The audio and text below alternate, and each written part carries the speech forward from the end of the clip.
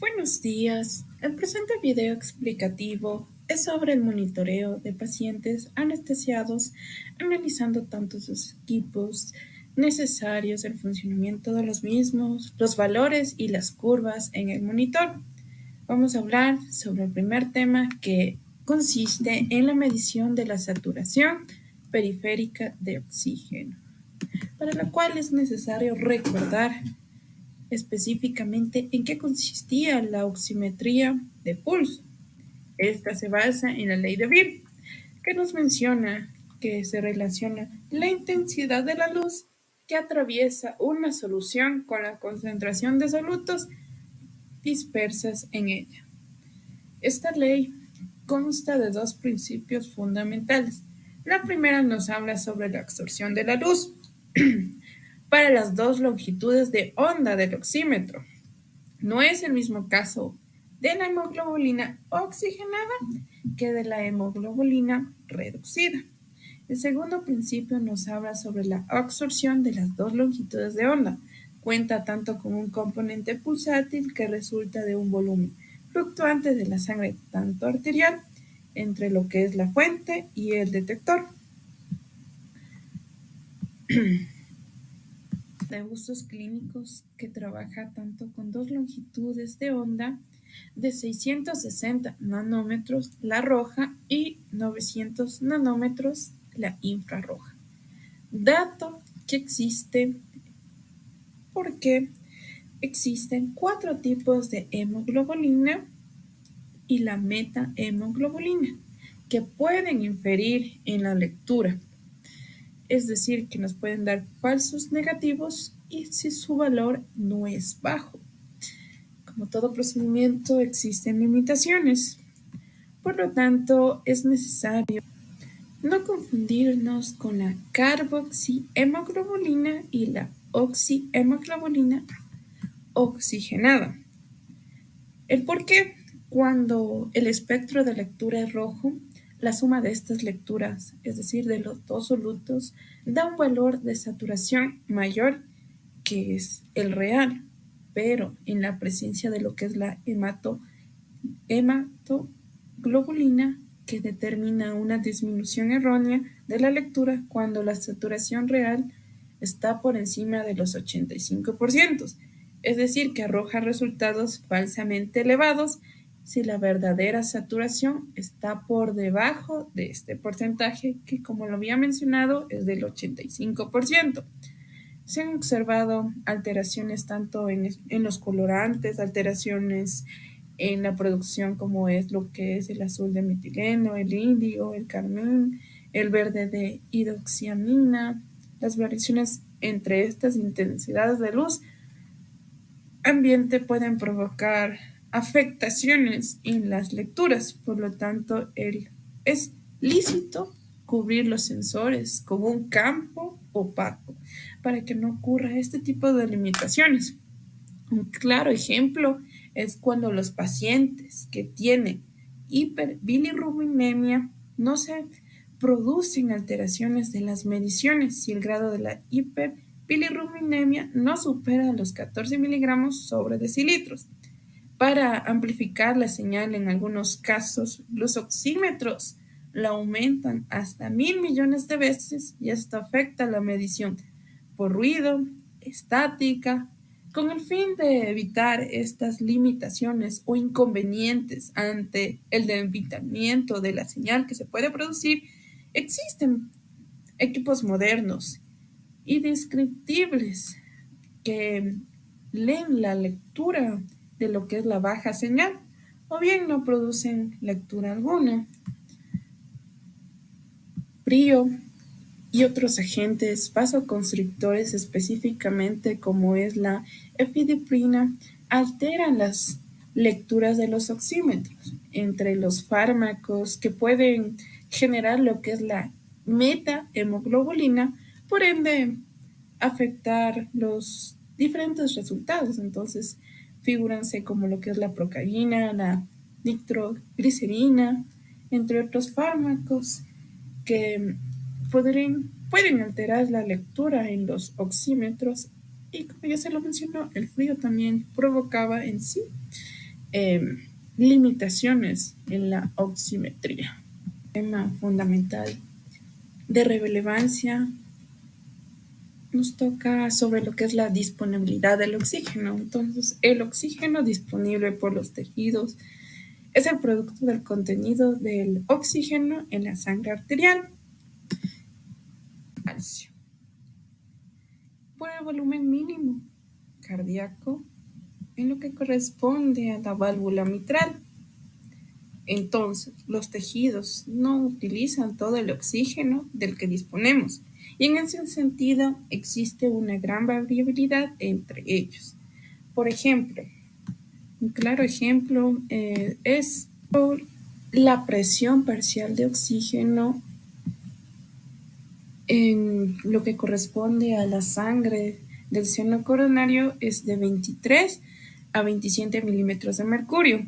Y en el corazón, como sabemos, es el órgano con más alta extracción de lo que es el oxígeno. Por el contrario de lo que corresponde a la sangre venosa del encéfalo, que tiene una presión parcial de oxígeno de 32 a 35 milímetros de mercurio, y las necesidades mínimas de este órgano prácticamente se corresponden a lo que es el P50 de la hemoglobina, puesto que la saturación de este llega hasta el 85% para que no se produzca una hipoxemia cerebral. Por consiguiente, las diferencias arteriovenosas del oxígeno reflejan la cantidad del oxígeno extraído entre lo que es la sangre a medida que ésta circula por tejidos. Si bien el contenido de oxígeno de la sangre venosa mixta refleja el promedio de oxígeno, no utiliza por los tejidos con alta extracción, por los tejidos que tienen una baja extracción en un índice fiel en sí del circuito de lo que es la oxigenación, que comienza tanto en los alvéolos y termina en lo que corresponde al capilar pulmonar.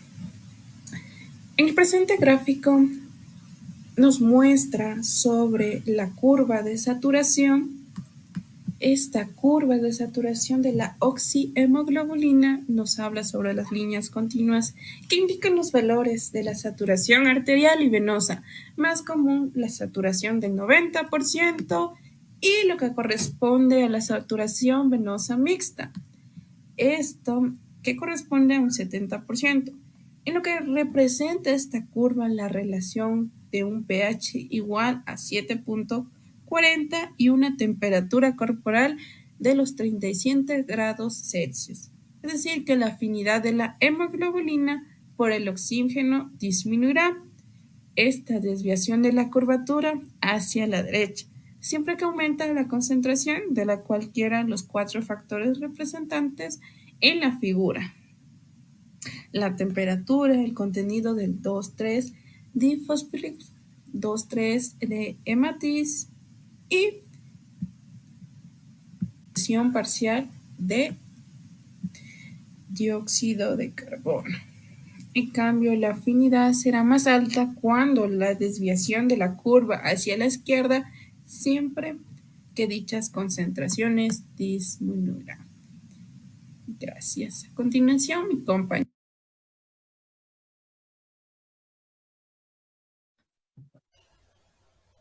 Buenas tardes, mi nombre es Sara Murillo y hoy les voy a hablar del monitoreo de la capnografía y la capnometría. Comencemos.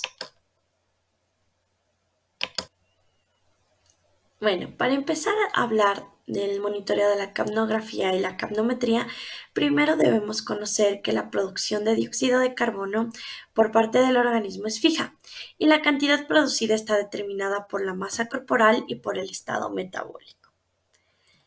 Ahora bien, el transporte y la eliminación del dióxido de carbono desde los tejidos hacia el aire ambiente dependerá de la hemodinámica y de la función ventilatoria de nuestro paciente.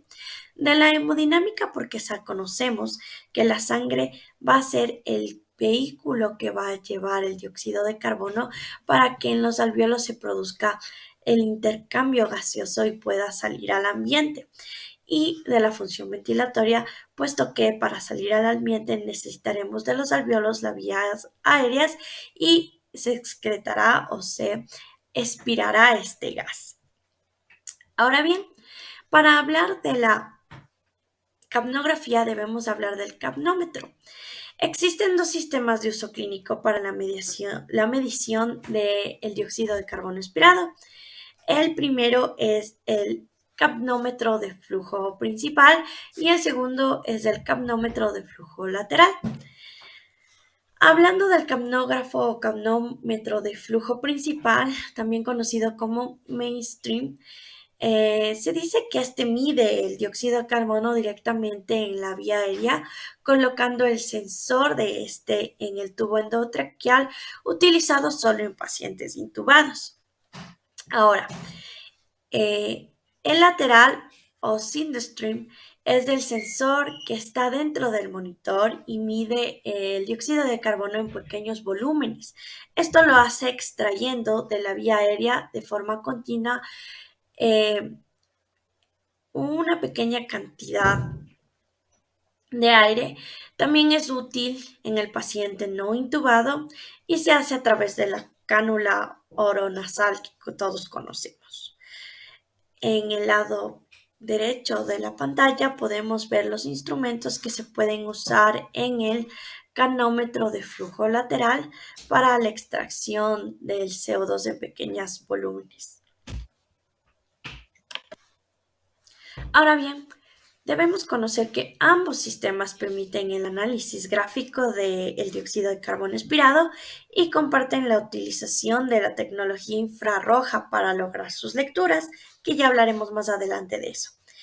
Si bien los capnómetros de flujo principal fueron muy útiles en su momento, su calibración es difícil y es necesariamente frecuente este paso, por lo que se fueron sustituyendo a medida del tiempo por los capnógrafos o capnómetros de flujo lateral. Continuemos. Ahora, nosotros tenemos que el capnómetro funciona, como les había dicho, por emisión de un haz infrarrojo, como se muestra en la figura, en la primera figura. Entonces, la teoría nos dice que este haz de luz infrarrojo no va a poder traspasar la barrera del dióxido de carbono, mas no así con el oxígeno, que sí la puede traspasar. Entonces, esta tecnología se basa en la emisión de un haz de luz infrarrojo de una muestra gaseosa y en la medición posterior de la intensidad de luz transmitida o que pudo pasar la barrera. Entonces, tenemos que una mayor resistencia va a tener el dióxido de carbono a comparación del oxígeno y podremos calcular el dióxido de carbono expirado. Ahora, continuamos. Aquí vamos a ver lo que es entre más dióxido en la cámara, eh, más ondas infrarrojas son las absorbidas por este dióxido y menos van a llegar al detector. No así con el oxígeno que permite el paso de las haz de luz infrarroja o también con la disminución de cantidad de CO2 que también va a permitir una mayor cantidad de luz infrarroja pase a los sensores. El CO2 en la cámara durante la inspiración y expiración no es igual, por eso se puede realizar un trazado en el tiempo. Ahora bien, si nos fijamos en la imagen de abajo, vamos a encontrar que el dióxido de carbono absorbe el máximo de luz a una longitud de onda de 4.300 nanómetros, lo que es 4.5 nanómetros en nuestra gráfica. Y aquí debemos comprender que la comparación o la compensación electrónica automática va a ser necesaria porque otros gases de uso clínico como el oxígeno, el óxido nitroso y el vapor de agua van a absorber a la luz en las proximidades de este espectro. Como lo vemos, el óxido nitroso absorbe en 4.5 nanómetros y está dentro del rango que absorbe los haces de luz el CO2, los haces de luz infrarroja. Ahora bien, vamos a hablar de la capnometría. La capnometría es el registro gráfico continuo del CO2, expirado en función del tiempo. Como vemos, tenemos en el eje de las X el tiempo en segundos y en el de las Y tenemos milímetros de mercurio, que es un valor de presión. Entonces, para su análisis, las ondas se van a dividir, o la onda de la capnometría se va a dividir en 3 fases, que las vamos a ir estudiando. La primera fase va a corresponder a una línea basal, que es la que tenemos en esta parte de aquí abajo, marcada con rojo, que va a ir desde A hasta B. Esta línea basal, lo que debe coincidir con cero, lo que va a significar es que no existe eliminación de CO2 y esto coincide con la fase inspiratoria del ciclo respiratorio. Por eso no habrá eliminación de CO2. Siguiendo con las fases, vamos a tener la segunda fase, que esta va a derivar de un ascenso rápido y y muestra una primera porción que se debe a el CO2 que tiene remanentes del ciclo respiratorio anterior contenido en las grandes vías respiratorias de este CO2. Y la segunda porción, que es la segunda parte que va desde el medio de B hasta C, vamos a poder ver que es correspondiente a la eliminación del CO2 contenido en la primera generación de los alvéolos de la vía aérea corta y va a coincidir con la inspiración. Ahora bien, hablaremos de la tercera fase, que es la fase conocida también como fase de meseta alveolar, por la meseta que se dibuja. Podemos ver en la línea roja que va de C a D, que esta va a coincidir con la eliminación del CO2 contenida exclusivamente en los alvéolos. Y después de esta vamos a tener un descenso rápido que va a coincidir con la fase de inspiración. Ahora nos vamos a fijar en la presión de 40 milímetros de mercurio. Bueno, para entender este valor debemos saber que, dado que la velocidad de la circulación del capilar pulmonar transcurre en 0.75 segundos, el equilibrio entre el dióxido arterial, el dióxido de carbono arterial y el dióxido de carbono alveolar se va a alcanzar en 0.3 segundos. Pero en vista de que el tiempo expiratorio normal es bastante más prolongado que 0.3 segundos, en la atmósfera alveolar se va a mantener un remanente constante de dióxido de carbono, a lo que nos vamos a referir con este número, los 40 milímetros de mercurio, que esto va a ser para establecer una gradiente que nos permita el intercambio de CO2 hacia el capilar, entendiendo así también lo que es la ventilación. Continuemos con la capnometría. Severin-Haus ha descrito una diferencia de 2 a 5 milímetros de mercurio entre los valores del PaCa2, que es la presión parcial de dióxido de carbono, el PaCO2, disculpen, y entre la concentración máxima de dióxido de carbono expirado durante un ciclo respiratorio. Así pues, el leer el valor máximo de la concentración máxima de dióxido de carbono, que está marcada en rojo en la parte superior, debemos considerar este valor arterial mínimo de esta variable de 2 a 5 milímetros de mercurio, o sea, se le debería restar a este valor. Y a esta diferencia se le denomina la diferencia arterial expirada del dióxido de carbono. Bueno, como conclusiones, vamos a ver que la capnografía o el capnograma es el reflejo instantáneo de las funciones cardiorrespiratorias y ante ciertas alteraciones su análisis intraoperatorio permanente, sin olvidar su configuración basal post-inducción del paciente, permite inferir el desajuste entre lo fisiopatológico y lo fisiológico del paciente. Por esta parte es muy importante en la práctica anestésica y ventilatoria y debemos conocer que los patrones que nos marca el capnógrafo en sus fases también nos podrían dar a conocer qué alteraciones están sucediendo en nuestros pacientes y nos darían una base para saber cómo corregirlas. Muchas gracias. Bien, yo voy a hablarles acerca del monitoreo de la actividad eléctrica del corazón. Mi nombre es Juan José Narváez Hermosa.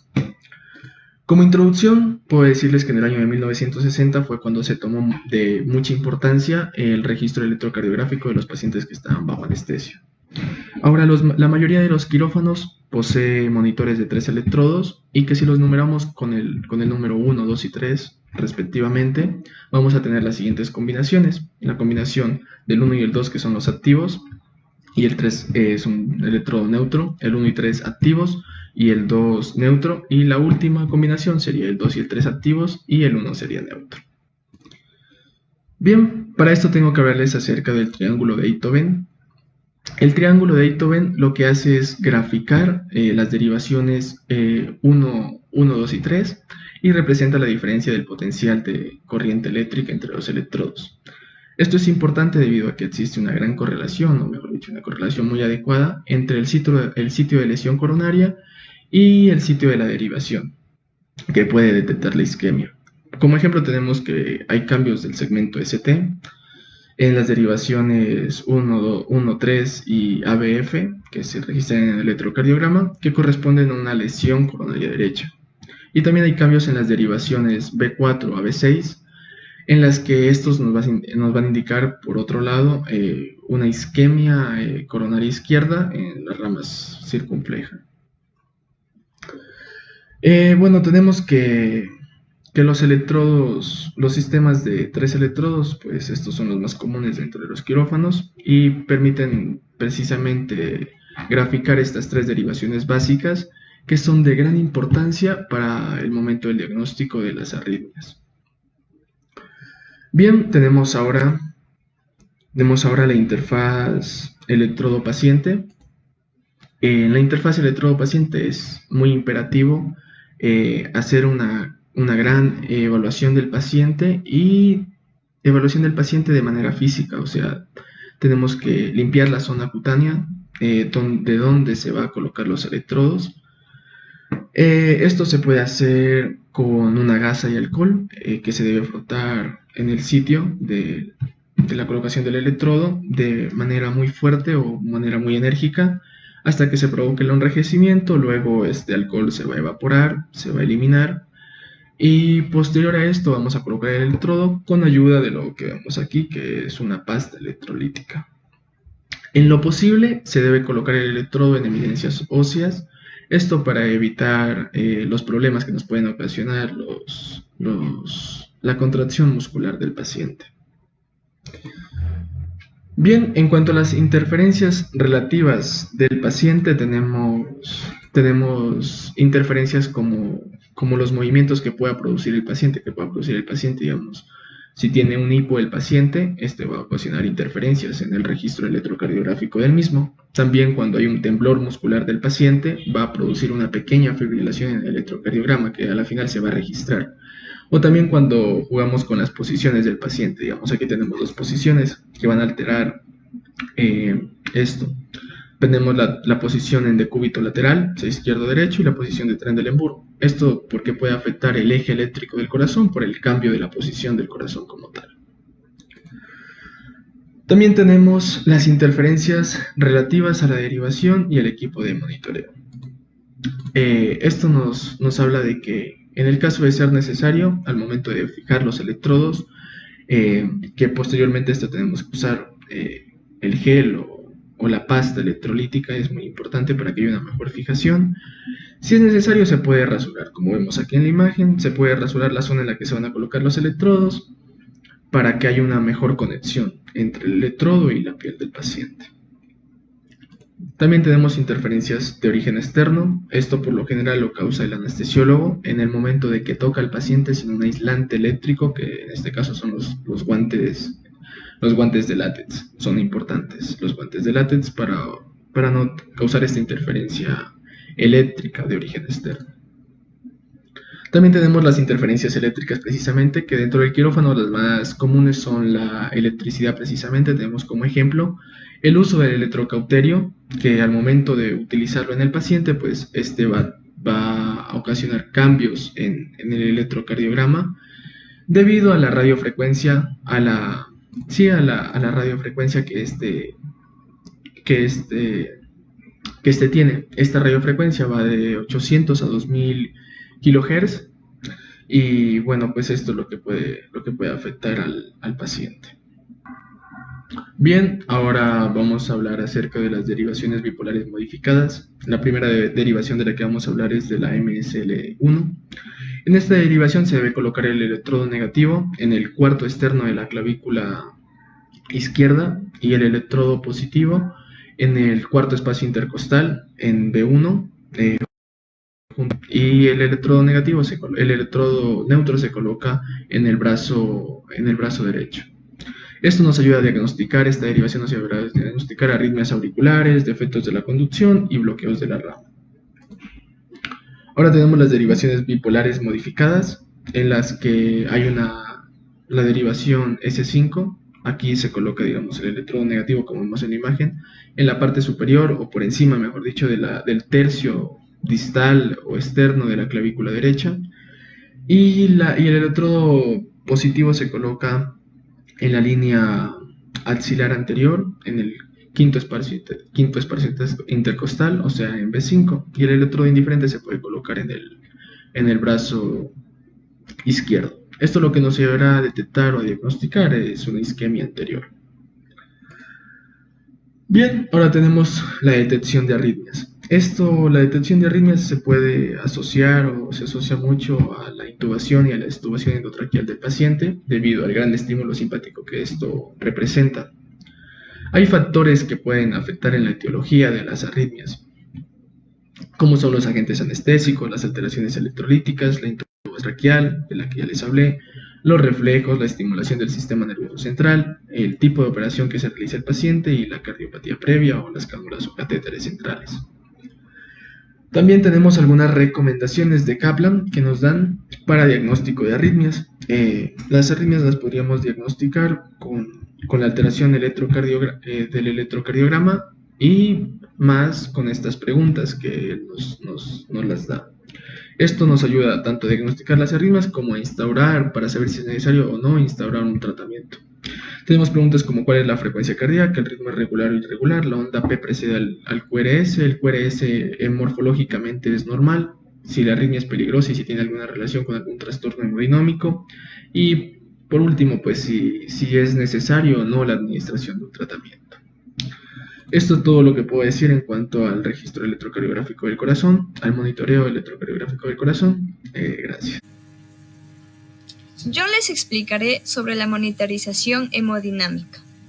Para ello, vamos a empezar diciendo que el estado hemodinámico se va a definir como la circulación de la sangre por las arterias y las venas que van a distribuirla o transportarla por el corazón, y este se va a encargar de impulsarla hacia todo el organismo, llevando oxígeno y nutrientes hacia todos los tejidos. Entonces, la monitorización hemodinámica se la va a realizar mediante la utilización de dispositivos tecnológicos para medir variables fisiológicas que reflejan el estado y el comportamiento del sistema cardiovascular del paciente. Esto se puede realizar mediante dispositivos que se ubican en las cavidades o en algunos vasos sanguíneos, es decir, hablamos de un método invasivo. Hay otros que pueden ser de tipo no invasivo, que de igual forma van a generar impulsos fisiológicos que son interpretados por un monitor y expresados en forma de curvas y de valores numéricos. Cabe también recalcar que el proceso de monitorización hemodinámico puede obtener variables de dos categorías. Entre ellas tenemos la primera, que son los objetivos del proceso de reanimación, como es la presión arterial media, el lactato o la saturación de oxígeno. Tenemos por otro lado lo que son las herramientas de evaluación hemodinámica, como por ejemplo la precarga y otras variables que vamos a hablar a continuación. Todos estos son potencialmente útiles en la toma de decisiones. Y se dice que la combinación de estos dos tipos de variables nos van a permitir crear algoritmos o sistematizar la actuación en el proceso de reanimación hemodinámica con la intención de obtener una mayor y mejor recuperación del paciente.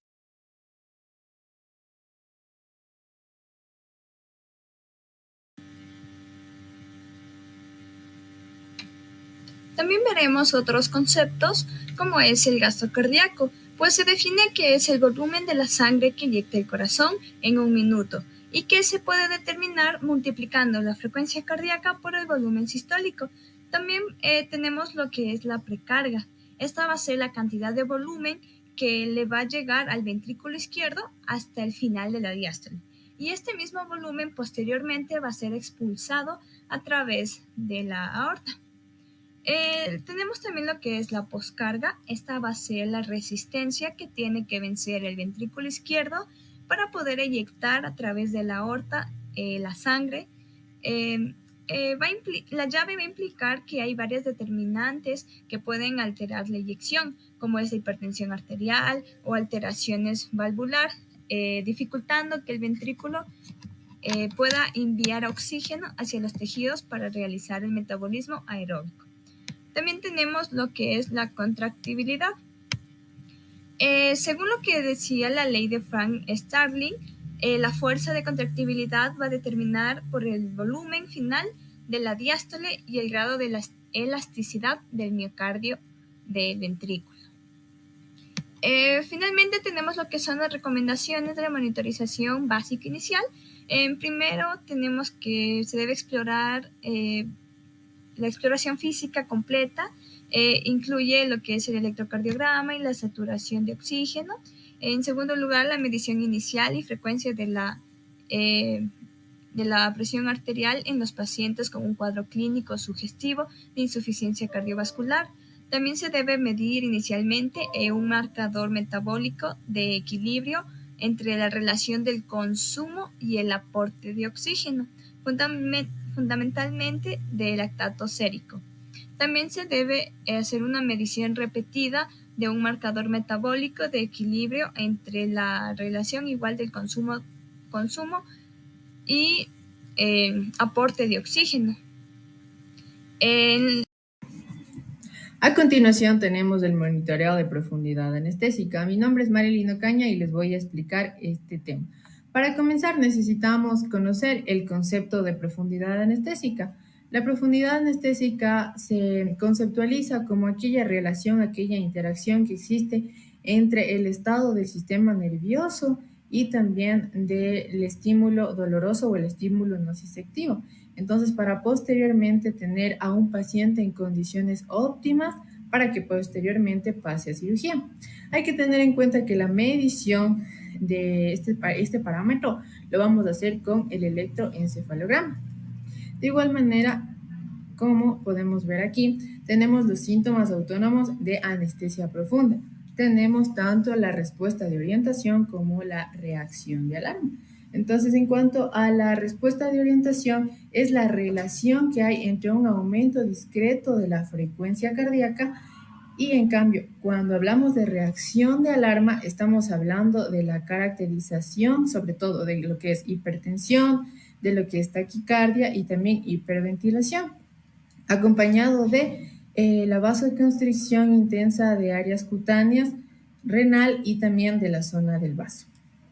Hay que tener en cuenta sobre todo aquí algo muy importante como es la transición de la inconsciencia, lo que va a incluir etapas en la calidad de la pérdida de la respuesta motora que va a tener el paciente, y todo esto va a ser en orden, como lo que tenemos acá.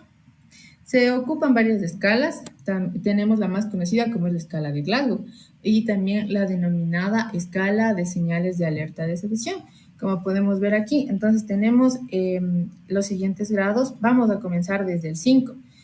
Vamos a tener un orden descendente, entonces entre el que vamos a encontrar primero es el grado número 5. ¿A qué nos estamos haciendo referencia con el grado número 5? Aquí el paciente va a estar despierto y va a responder de manera correcta a una orden que se le da en un tono de voz totalmente normal, sin ningún problema.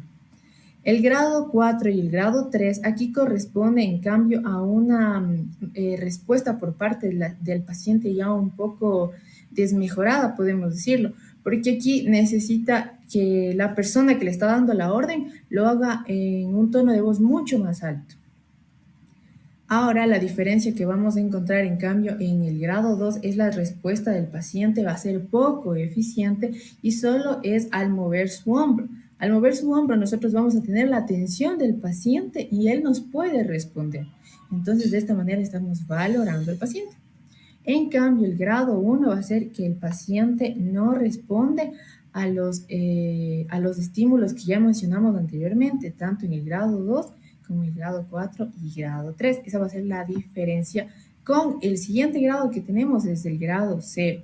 Aquí el paciente ya no responde, ya no tiene ninguna respuesta ante un estímulo doloroso. Así es como nosotros tenemos en cambio al encefalograma. Bueno, el encefalograma, que es un instrumento que va a medir de forma continua la actividad eléctrica, que es espontánea de la corteza cerebral. Lo que vamos a observar aquí es totalmente la emisión de las ondas cerebrales, de las cuales se expresan en amplitud en milivoltios, en el eje y la frecuencia se expresan en hercios, en el eje Y. En el patrón de ondas que también se va a expresar conforme el estado del paciente, ya que entre esté más dormido, así como se puede ver en la imagen, la frecuencia, las ondas van a ser mucho más similares, van a tener ya como una concordancia, le vamos a poder observar. Por ejemplo, en esta diapositiva va a estar de manera más clara lo que les estoy explicando. Por ejemplo, si nos damos cuenta aquí en el A, vamos a ver un patrón distinto. Aquí el paciente hay que tener en cuenta que va a estar despierto, con los ojos abiertos y se caracteriza por las presencias de ondas beta y oscilaciones gamma. En cambio, en el trazo B, al iniciar la inducción y con dosis pequeñas de propofol, se puede observar un electroencefalograma que está caracterizado por las ondas beta, lo que se conoce como una excitación paradoja. El paciente aquí es importante reconocer que está desorientado y con alucinaciones y leves movimientos también puede presentar el paciente. En cambio, en el trazo C hay un incremento de la dosis de propofol. Hay que tener en cuenta esto porque esto va a dar lugar a que ya puedan aparecer tanto las zonas beta como las ondas alfa. En el D, como podemos ver aquí ya podemos ver que el paciente va a estar totalmente en un plano quirúrgico, entonces ya es totalmente diferente. Aquí ya vamos a encontrar a un paciente en un estado totalmente anestésico y caracterizado tanto por ondas alfa y ondas lentas. Aquí es en el D. Vamos al E, ustedes pueden ver aquí. Aquí es ya con dosis elevadas de propofol. Eso es lo primero que tenemos que recordar. Y que se encuentra, vamos a ver que aquí podemos encontrar muy cercano a la línea isoeléctrica que va a estar acompañado de ráfagas. de ráfagas de amplia amplitud, y esto es lo característico en la profundidad anestésica. En cuanto al F, al seguir aumentando la dosis de propofol, que por cierto ya estaba en un nivel bastante alto, nos encontraremos con un encefalograma isoeléctrico. Vamos a ver la siguiente diapositiva. Y bueno, aquí hablamos en cambio del análisis biceptral. El análisis biceptral, en la electromiografía al tono muscular del músculo en la frente puede aumentar el valor de BIS debido a que la frecuencia de la electromiografía puede simular al componente de los radios beta, que oscila la frecuencia entre 30 y 47 Hz, ya que va a corresponder a un décimo de la magnitud del electroencefalograma y dar valores altos negativos. Lo importante aquí es ver que los sensores van a estar en la frente del paciente, como ustedes pueden ver. Es lo primero que nosotros tenemos que ubicar bien para poder tener una medición correcta. De igual manera, aquí tenemos el dispositivo que nosotros vamos a ocupar. Miren aquí, por ejemplo, estamos hablando del índice biceptral como un predictor inmediato del daño neurológico severo. Entonces aquí tenemos 3 parámetros. Son los parámetros que nos van más o menos a guiar. Con estos vamos a tener nosotros la idea de que si siguen subiendo, por ejemplo, si nos encontramos en 60 y sigue aumentando, tenemos una anestesia general. Luego, en el siguiente nivel, en la siguiente referencia tenemos 80. Entonces, como vemos en las flechas, puede aumentar o puede disminuir, pero estamos hablando de que estamos en una parte donde el paciente se encuentra obviamente en sedación, ¿no es cierto? Entonces puede disminuir como puede aumentar. En el caso de que aumente, ya nos encontramos en 100. Aquí ya va a estar despierto, va a estar con su memoria totalmente conservada.